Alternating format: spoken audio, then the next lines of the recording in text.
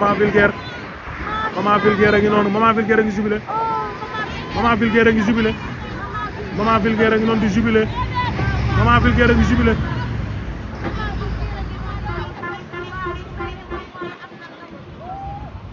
maman ngi noonu di jubilé vas-y maman ngi jubilé waaw waaw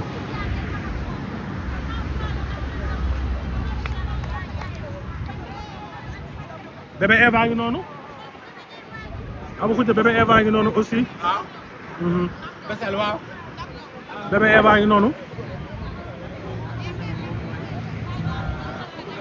jege sil bébé Eva ngi noonu borom moto sëgal tuuti dara tax ba xool maman vulgaire moo génn di daw noonu di wax ni vraiment bébé Eva ngi ne bébé Eva ngi noonu bébé Eva mi ngi noonu ñëw na moom it xarit la ci Mame Wallo ndax bu ñu ko waxee ne en tout cas nouvelle bi bu bëggee dégg neex na parce que dem ba léegi ñu ngi nekk ci jaaxle mais maman vulgaire sax nee na xaaral jël sama saak su ma ñëwee donc am ay carte yi nga xamante ni yëkkati naa ko ndax nee lu mu def ci soir waaw nu ci financé nu ci Mame Wallo taxawee nu ci Mame Wallo waxee nu ci Mame Wallo communiqué tey maanaam mbégte la tey jii nga bàyyi Mame Wallo ndax bu amoon tey musiba la parce que day bari loo xamante ni nii day nekk poids bu tegu ci kawam. Pour son elle a tout fait pour son ami yéen a ngi gis bébé Eva mi ngi noonu taxaw macha allah lii moom dafa nekk loo xamante maman vulgaire ngi nii sol robe bu rose donc lii dafa nekk loo xamante ne nii tey c'est émouvant. nee na maître Bara moo lay wax. Voilà lii c'est émouvant macha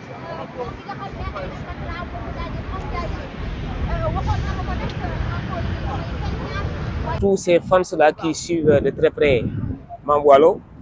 Mais le mérite revient à la justice, encore une fois. À monsieur le procureur Saliou Dicko, à monsieur le juge d'instruction, le juge Thiam, son greffier merci, mes excellents confrères, maître Arona Bass, maître Barab Dia, qui étaient là. Il y a également maître Ousmane Thiam, maître Brice Silva, maître Malik Mbeng, qui ont soutenu cette dame, qui ont eu à intervenir en sa faveur. Alors, à la clé, le juge a libéré la dame Wallo sous contrôle judiciaire. À charge pour elle, bien sûr, de revenir tous les 15 jours et émarger. Ce qui est important, c'est qu'elle soit libre. D'autant plus que nous sommes à quelques jours de la Tabaski. Et son boulot, c'est d'investir TikTok et de faire passer ses produits. Alors, il faut qu'elle s'éloigne. Autant le Djeri s'est éloigné du fleuve, qu'elle soit de TikTok.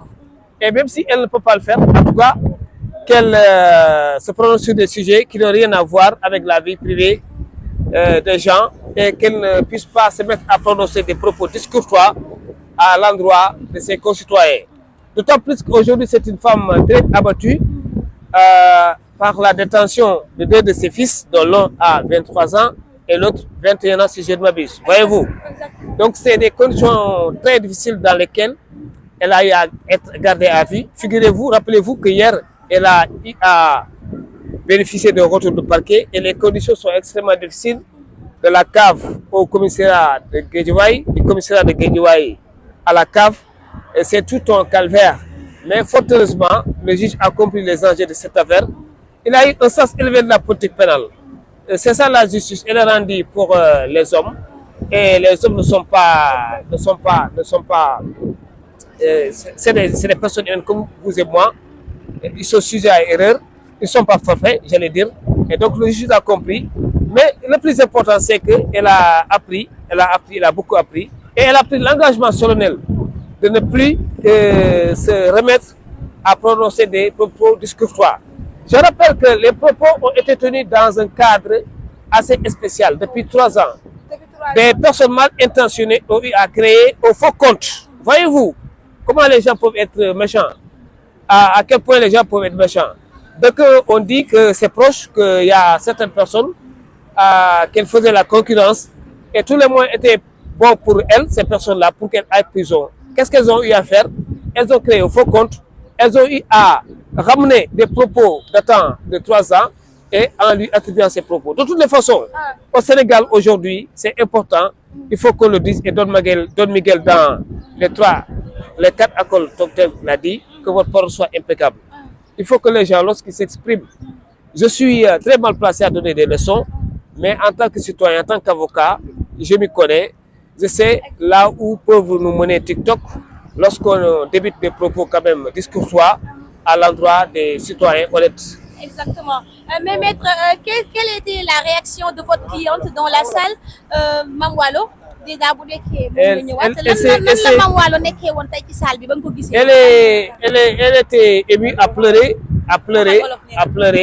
Alors dafa bëgg bay jooy. dafa doon jooy parce que xam nga lu tax muy jooy. Elle a su que nit ñi ndekete bëgg nañ ko parce que ñu bëri ñu ngi fii musu leen xam dañ koy gis ci réseaux sociaux yi jot na xam ne ñii dañ koy soutenir loolu vraiment mu ngi koy rafetlu mu ngi jaajëfal juge bi ak procureur Dicko ak avocat yi ci nekkoon muy maître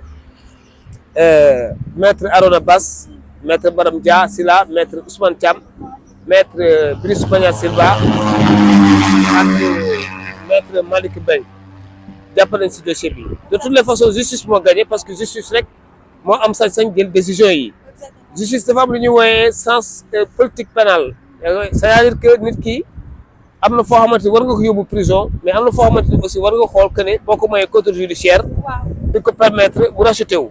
Ce qui est le cas pour Mame Wallo. Mame Wallo noonu la. am na ay ñaari doom yu nekk prison te fu mu nekk nii nee na clairement te fu mu nekk nii ñu ngi dem si tabaski. Donc il va falloir que mu investir TikTok mais nee nañ ko booy wax si TikTok aussi waxal fula ak fayda et puis le rapport ak say njaay li ngay jaay te effectivement fort heureusement jël na engagement boobu. Et je pense que loolu moo ci am solo maa ngi leen di gërëm. waaw su ma déggee sa kàddu dafa mel ne da nga bëgg a xam ne le procureur nee na Mame Wallo mu arrêté lépp luy live ak lépp luy wax ci TikTok wala. Écoutez, procureur du dictateur ah melul loolu. Le procureur Saliou Dicko est très ouvert. Le juge Thiam, tous les juges, la justice est très ouverte. Mais la justice, c'est la sagesse. Justice, terewul kenn mu exprimer liberté d'opinion. Mais dafa ne buy investir TikTok na wax lépp loo xamante ni dafa am rapport ak li muy jaay. Mais bu mu nekk TikTok di waxu vie privée nit ñi wala di saaga wala di yëkkati ay kër yoo xamante ni tegidiwul. Loolu la procureur wax loolu la juge bi wax ñun avocat yi aussi loolu lañ ko digal. Parce que ay avocat la ñu du ñu nangu aussi. ab citoyen nekk fii di saaga ay moromam citoyen voilà mën na def TikTok mais à condition aussi muy wax ci lii dem si li muy jaay voilà loolu la yoon wax te on ose espérer que dina respecter loolu en tout cas waat na que ne dina ko respecter maa ngi leen di gërëm jërëjëf. noonu gisee Mame Wallo li nga xamante ne arrêté nañ ko politique jëm tey moo bokk ak weer